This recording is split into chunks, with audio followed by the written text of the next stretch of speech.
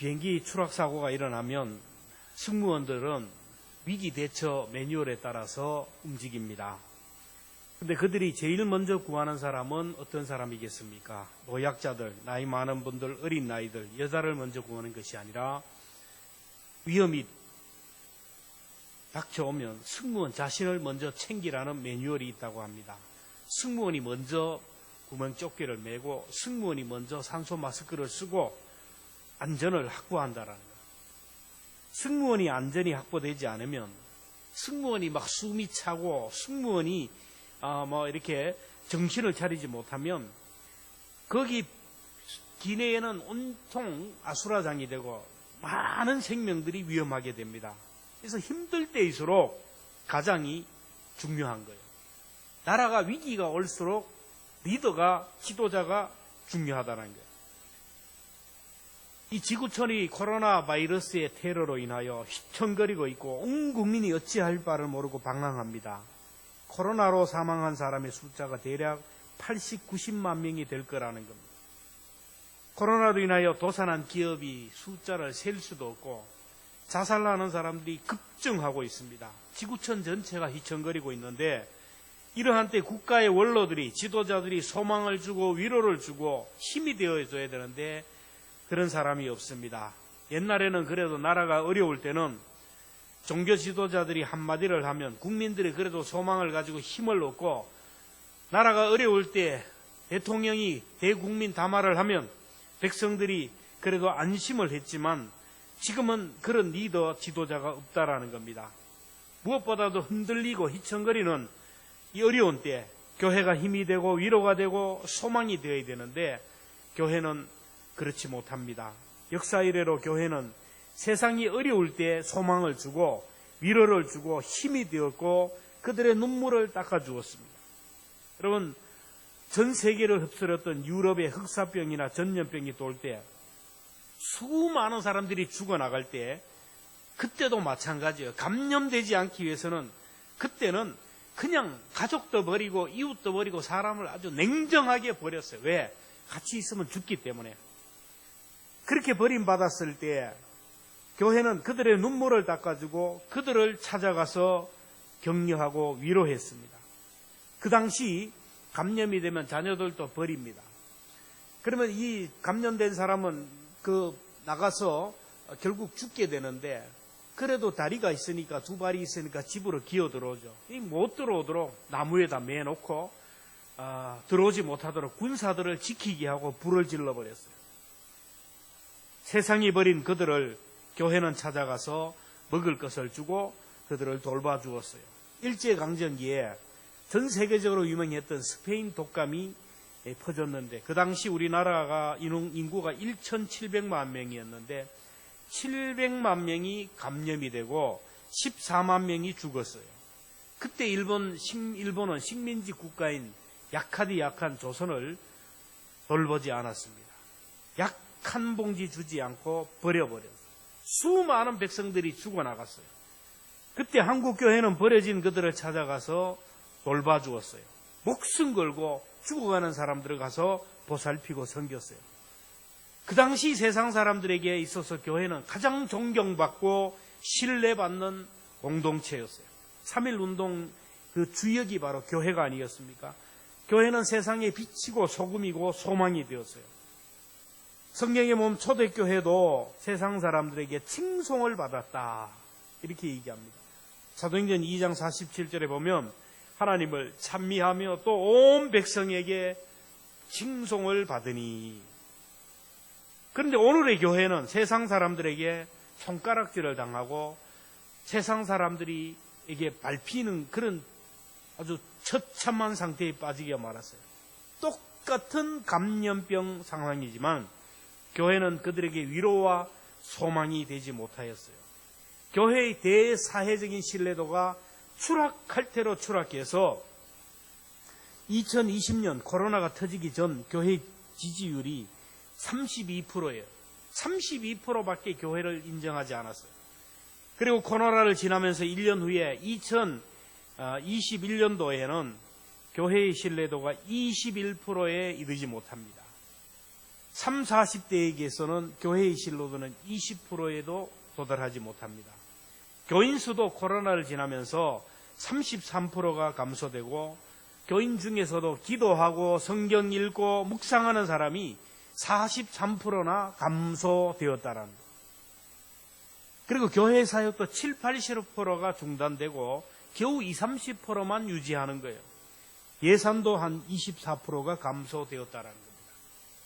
세상이 이렇게 휘청거릴 때 교회가 그들에게 힘을 주고 위로가 주고 교회는 든든히 서서 세상에 소망이 되어야 되는데 교회의 날개가 부러지고 추락하고 휘청거리고 있고 손가락질을 당하고 있습니다. 그 이유가 뭐냐? 맛을 잃었기 때문에, 능력을 잃어버렸기 때문에. 마태복음 5장 13절에 보면 너희는 세상의 소금이니 소금이 만일 그 맛을 잃으면 무엇으로 짜게 하리요? 후에는 아무 쓸데없어 다만 밖에 버려져 사람에게 밟힐 뿐이라. 맛을 내어야 할 우리 교회와 성도들이 맛을 내지 못하니까 세상 사람들에게 짓밟히는 그런 신세가 되었다라는 거예요. 마태복음 5장 14절 15절을 보면 너희는 세상의 빛이라 산 위에 있는 동네가 숨기지 못할 것이요 사람이 등불을 켜서 말날에 두지 아니하고 등경 위에 두나니 이러므로 집안 모든 사람에게 비치느니라. 여러분, 교회와 성도는 세상의 빛이요 산 위에 있는 동네라고 했어요. 등경 위에 등불이라는 거예요. 여러분, 가는 곳마다 교회는 제일 높은 언덕에 위치하고 있는데 세상 사람들이 볼 때 교회와 성도들을 기대를 가지고 봅니다. 관심을 가지고 봅니다. 지금도 몇 프로 그지만 TV에 교인들이 목사가 뭐라 그러면 막 벌떼처럼 일어나는 이유가 뭐냐면 그만큼 기대를 하고 있다라는 거예요. 그만큼 뭔가 기대를 하고 바라보는데 기대에 미치지 못하니까 그런 거예요. 여러분, 세상 사람들이 죄를 짓고 나쁜 짓을 해도 절대로 이게 이슈감이 안 됩니다. 기대를 하지 않았기 때문이에요. 빛이고 소금이 아니기 때문에 그래요. 여러분, 산 위에 있는 동네, 여러분 보십시오. 산 위에 있는 동네가 있으면 산 밑에 있는 사람들은 볼 때 항상 노출되어 있어요. 그래서 불이 켜지면 몇 시에 일어나왔네. 불이 꺼지면 저 사람들 지금 자네. 그리고 막 풍악을 울리고 잔치를 벌이면 저 좋은 일이 있는가 보네. 막 곡소리가 나고 울고 그러면 누가 돌아가셨나 보네. 다 아는 거예요. 여러분, 우리가 교회 안에서 우리가 이렇게 신앙생활 하지만 세상 사람들이 우리를 보지 않는 것 같지만 다 보고 있어요. 그래서 기대하는데 기대에 미치지 못하면 손가락질을 당하는 거예요. 교회가 싸우면 세상이 먼저 알아요. 서로 사랑하면 교회가 먼저 아는 거예요.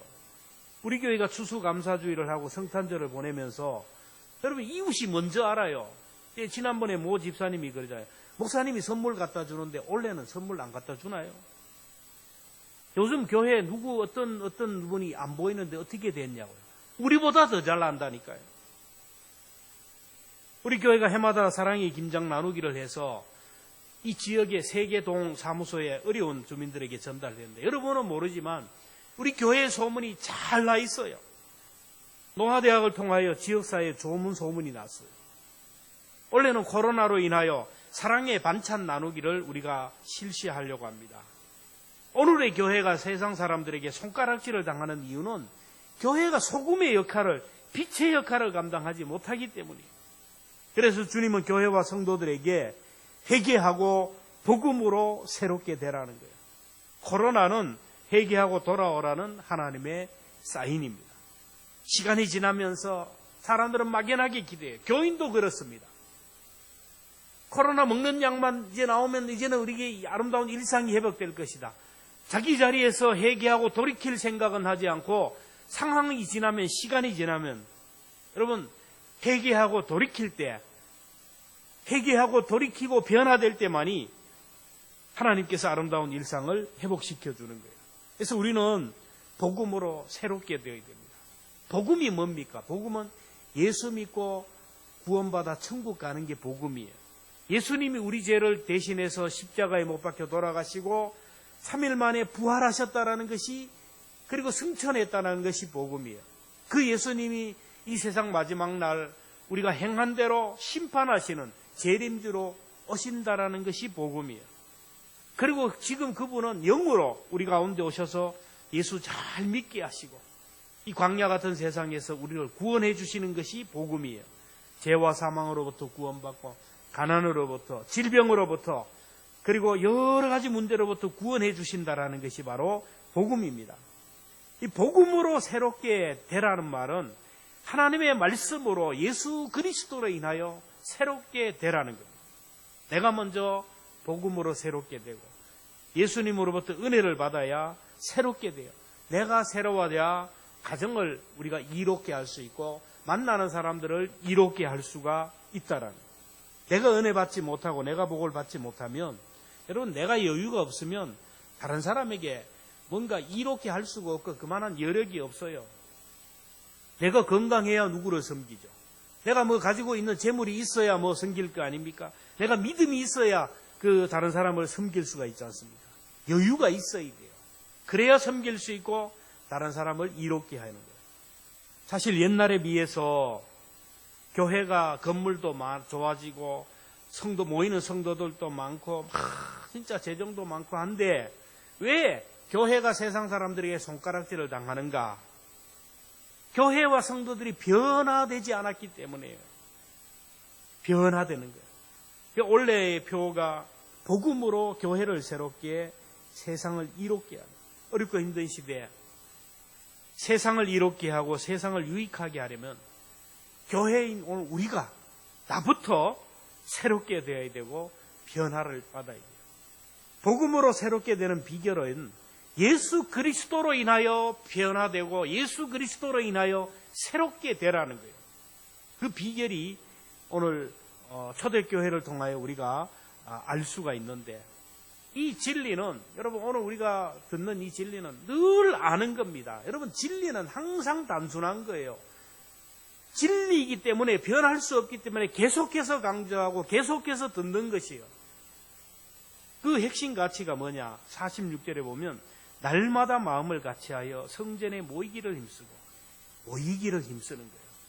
모여서 은혜 받고 모여서 성령 충만 받아야 사람이 새롭게 되는 거예요. 모이기를 힘쓰라는 말은 교회의 대그룹, 주일 낮, 주일 오후, 수요일 대그룹 예배의 자리에 나와서 은혜를 받으라는 거예요. 주일 낮에도 모이고 저녁에도 모이고 수요일 기도에도 모이고 와서 은혜 받으라는 거예요. 여러분 모이라는 것은 또 너무 많이 들어가지고 자꾸 모이라 그러면 자꾸 다른 생각을 자꾸 하는데 나를 위해요. 여러분 우리가 모이기를 힘쓰는 것은 일평생 우리가 붙들어야 할 복음의 핵심 가치이고 죽을 때까지 모여야 돼요. 모이지 않으면은 내 신앙을 내가 유지할 수 없고 모이지 않으면 내가 예수님을 알 수가 없고 모이지 않으면은 내가 은혜 받을 수가 없어요. 모일 때 은혜를 받아요. 모일 때 내가 충전을 받고 그 힘으로 세상을 변화시킬 수가 있고 이롭게 할 수 있어요. 이제 AI 시대가 다가오는데 인공지능 로봇가 우리의 할 일을 다 할 겁니다.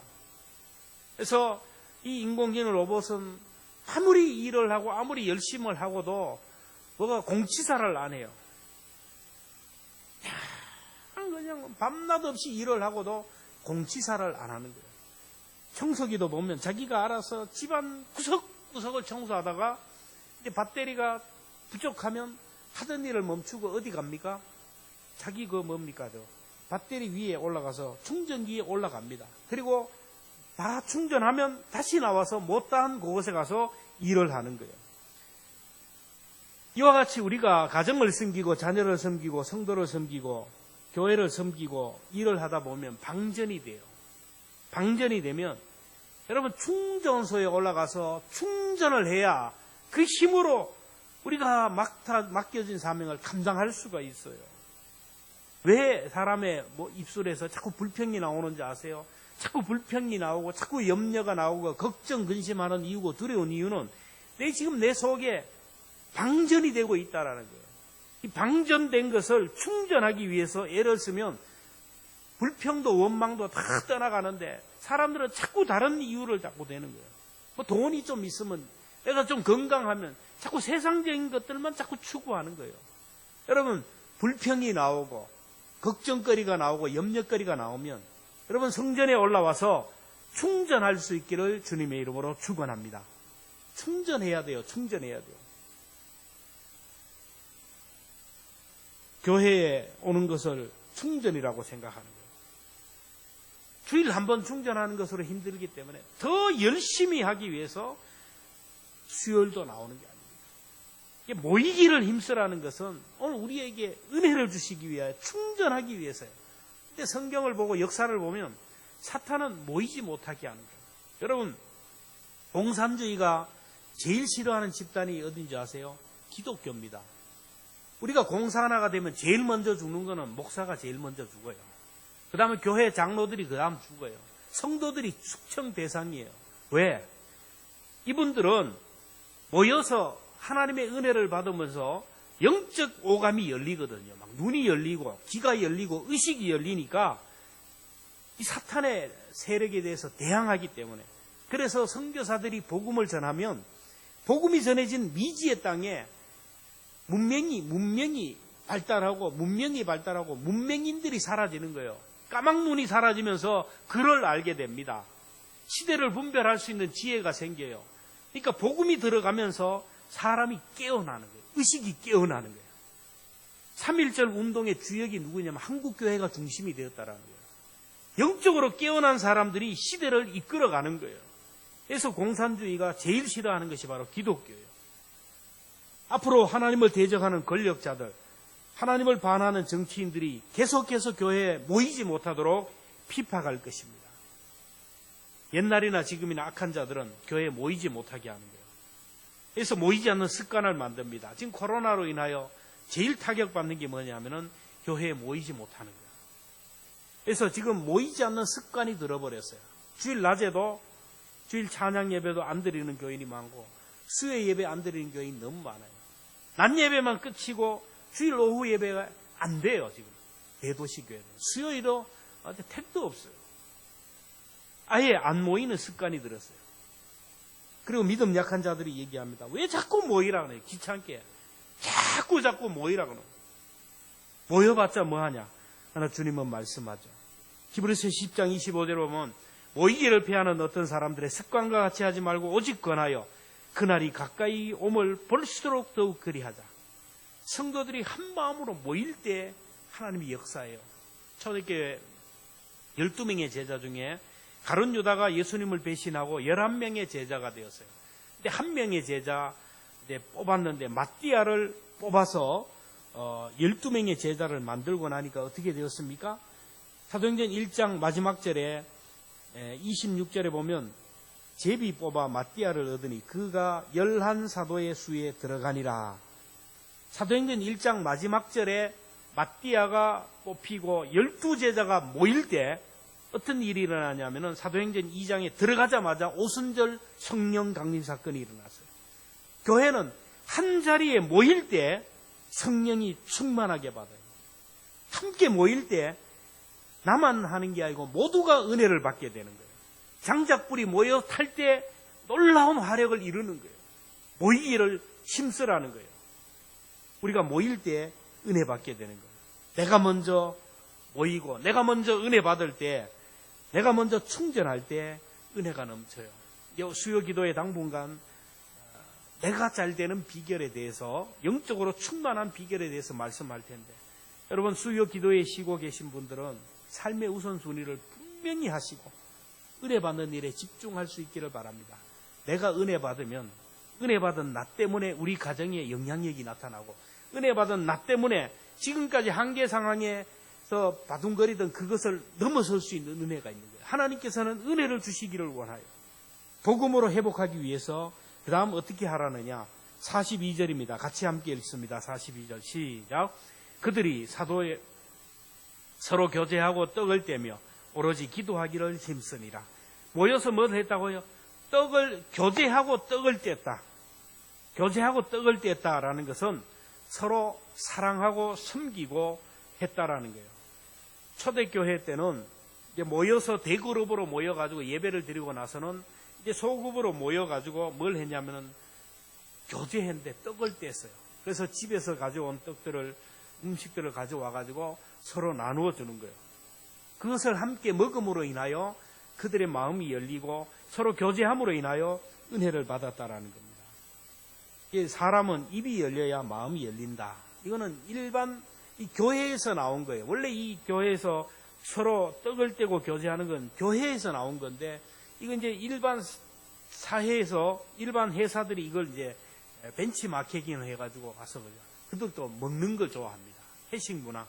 먹어야 입이 열린다라는 거예요. 먹어야 입이 열린다. 모이면 예배하고 기도하고 소급으로 모여서 아가페밀 서로 교제하고 떡을 나누는 거예요. 입이 즐거워야 마음이 즐겁고 입이 열려야 마음이 열린다라는 거예요. 그래서 교회는 잘 먹는 곳이에요. 모여서 잘 먹기만 해도 그 안에 사랑의 교제가 이루어지는 거예요. 근데 오늘의 교회는 코로나로 인하여 먹는 것이 금지되어요. 사랑의 떡을 뗄 수가 없습니다. 그리고 또 하나, 초대교회는 기도의 입이 열렸다라는 거예요. 기도하기를 힘쓰니라. 초대교회는 기도할 때 뜨겁게 소리내어 기도했다. 성경에서 말하는 기도는 여러분 소리내어 기도하는 거예요. 시편 81편 10절에 보면 내 입을 크게 열라 내가 채우리라 하였으나 내 백성이 내 소리를 듣지 아니하며 이스라엘이 나를 원하지 아니하도다. 입을 크게 열어 기도하면 하나님이 채워주신다 그러는데 기도한다고 되나 이래야지. 결국 이스라엘 백성들이 그렇게 되었다는 거예요. 예레미야 33장 3절도 보면 너는 내게 부르짖으라 내가 내게 응답하겠고 내가 알지 못하는 크고 비밀한 일을 내게 보이리라. 여러분 속으로 기도하는 기도도 듣지만 하나님은 소리내어 하는 기도를 들어요. 초대교회는 소리내어 기도했어요. 여러분 묵상기도는 소리내어 기도하고 부르짖어 기도하고 기도의 경지에 올라갔던 사람들이 조용히 묵상으로 들어가서 하는 기도지 소리내어 통성으로 기도하지 않는 그 기도의 경지에 들어가지 못했던 사람이 조용히 기도하면 대단히 죄송하지만 20분을 못 넘깁니다. 깊이 들어가지 못해요. 그 기도는 자기 소설 쓰는 기도입니다. 기도하면서 딴 생각하고 기도하면서 엉뚱한 소설 쓰는 기도. 이 기도 제대로 되는 거예요. 그래서 기도는 하늘 보좌를 움직이는 기도는 내 소리가 내 귀에 들려야 돼요. 막 과음을 지르는 게 아니고 조용히 교회에서 음악을 틀어주잖아요. 그러면 내 기도가 내 귀에 들리는 거예요. 내 귀에 들리면 내 뇌가 기도 소리를 듣습니다. 그러면 내 뇌가 반응을 하면서 내 기도를 또 하나님이 내 기도에 들으신다라는 거예요. 그래서 기도를 자꾸 이제 내 소리가 내 귀에 들리게 하면 잡생각이 안 들어요. 그냥 주여 하고 속으로 해보세요. 하다 보면 나도 모르게 내가 출장을 가는 거예요. 저쪽 가다 딴 생각하다 보면. 근데 내 기도가 내 입으로 이렇게 나오는 기도를 하면 처음에는 힘들어요. 잘 안 돼요. 하다 보면 자기도 모르게 입이 딱 막혀버리고 잡생각을 하는 거예요. 기도의 단계, 기도의 경지를 뚫는 첫 번째 수준은 내 귀에 내 기도가 들릴 정도로 기도하는 거예요. 올 한 해 분명히 내 소리가 내 귀에 들리도록 기도하는 그 경지를 넘어갈 수 있기를 주님의 이름으로 축복합니다. 예레미야 33장 3절에 보면 너는 내게 부르짖으라 내가 내게 응답하겠고 내가 알지 못하는 크고 비밀한 것을 내게 보이리라. 뜨겁게 기도하라. 모이면 또 함께 모일 땐 뜨겁게 기도해요. 그 다음에 아멘의 입이 열려야 돼요.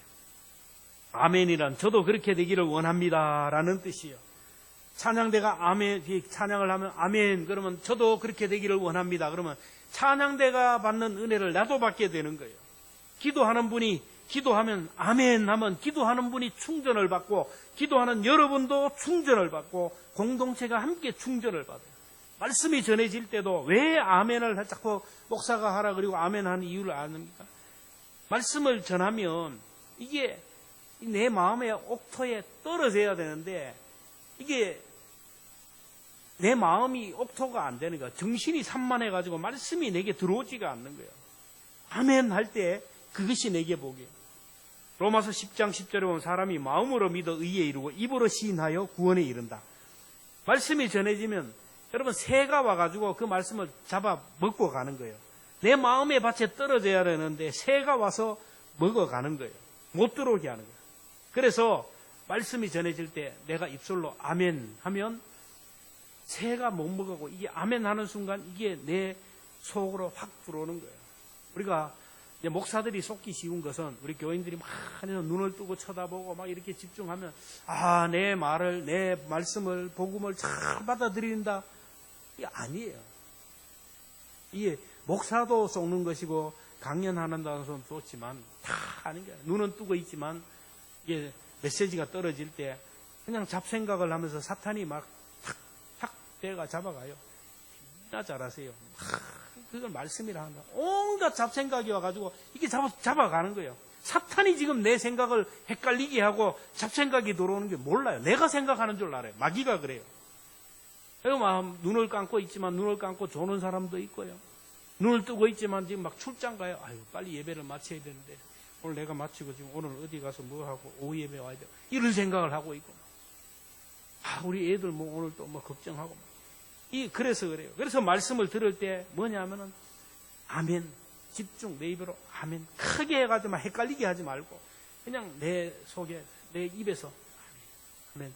그러면 이 말씀이 집중해서 내 마음에 싹싹 들어오면서 내 마음에 옥토가 되는 거예요. 내 옥토에 말씀이 박히면 싹이 나고 잎이 나고 열매가 맺는 거예요. 고린도후서 1장 20절 말씀 우리 함께 읽습니다. 시작.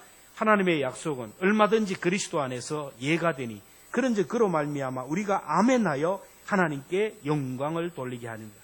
아멘 하는 순간 하나님의 말씀이 내 속에서 긍정이 되고 내 속에서 역사가 일어난다는 거예요. 올해는 여러분의 입술이 서로 떡을 떼는 그런 입이 열려지기를, 사랑의 입이 열려지기를 바라고, 기도의 입이 열려지기를 바라고, 아멘의 입이 열려지기를 주님의 이름으로 축복합니다. 초대교회 성도들은 은혜 받고 새롭게 되어서 이제 세상을 이롭게 했어요. 그들이 은혜 받고 나니까 어떻게 했습니까? 2장 44절 보면 믿는 사람들이 다 함께 있어 모든 물건을 서로 통용하고 또 재산과 소유를 팔아 각 사람의 필요를 따라 나눠주며. 초대교회 성도들이 은혜 받고 나니까 내 것이라는 의식이 사라져서 내 것이 아니고 주님의 것이라는 거야. 하나님의 자녀가 되니까 내가 주님의 것을 내가 받았다. 청지기로 살았어요. 그래서 가진 사람들은 가난한 자를 보니까 하나님이 이 가난한 자를 도와줘야 되겠다. 약한 자들을 도와줘야 되겠다. 그래서 하나님의 복을 받은 이 복을 저 사람들에게 흘려보내는 삶을 살았어요. 그들이 은혜 받고 나니까 하나님이 일하는 방법을 알았어요. 여러분, 하나님이 일하는 방법을 알아야 돼요. 하나님은 우리를 축복의 통로로 쓰임 받기를 원하는 거예요. 천지를 창조하신 전지전능하신 하나님이지만 교회를 통로로 사용하시고 성도들을 통로로 일하시는 거예요. 예를 들면 저기 아픈 분이 있어요. 그러면 하나님이 직접 고칠 수도 있어요. 그러나 오늘 우리들로 하여금 그 아픈 분을 위하여 기도하라는 거예요. 그러면 우리의 기도를 통하여 하나님은 병든 자를 치료하신다라는 거예요. 이게 하나님의 방법입니다. 그래서 교회에서는 아픈 자가 있느냐, 교회 장로들을 청할 것이고 기름을 바르고 그들을 위하여 기도하라.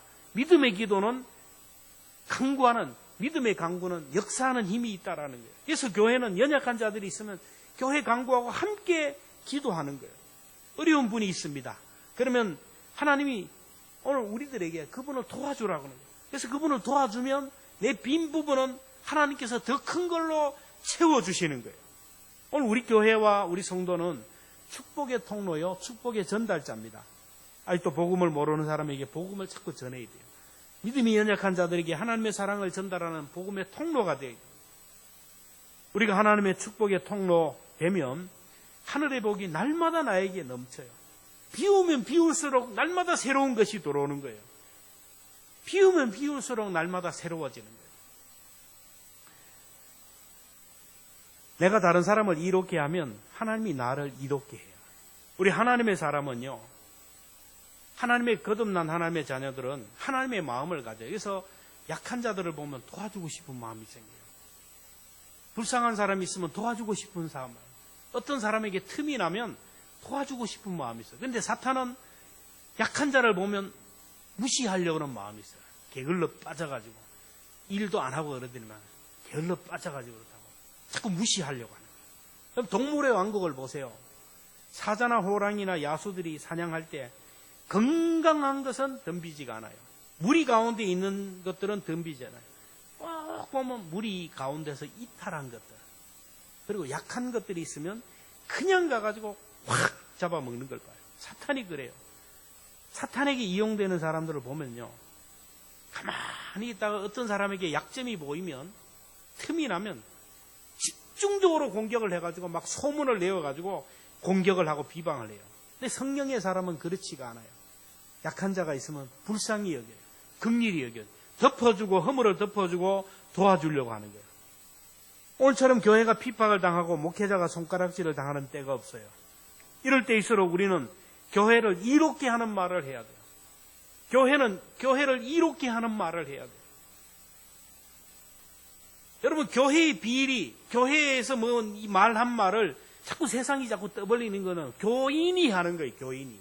여러분, 수많은 경우에 교회 안에서 간증을 하거나 아니면 뭐 말씀을 전할 때 그 말씀을 듣는 사람이 그 전후를 다 떼고 그 부분만 딱 떼어가지고 갖다 제보를 하는 거예요. 그러면 세상은 그거 갖다 올려버리면 그냥 그 사람은 완전히 말살을 시키고 교회를 말살시키는 거예요. 교회를 파괴하는 거예요. 교회를 해롭게 하고 교회를 핍박하고 흔들리는 사람은 교회 안에 있는 사람이라는 거예요. 그래서 우리는 어렵고 힘들더라도 사람을 자꾸 이롭게 하는 말을 해요. 교회를 자꾸 이롭게 하는 말을 해요. 자꾸 교회에 대해서 나가서 자꾸 나쁜 말을 하면 안 됩니다.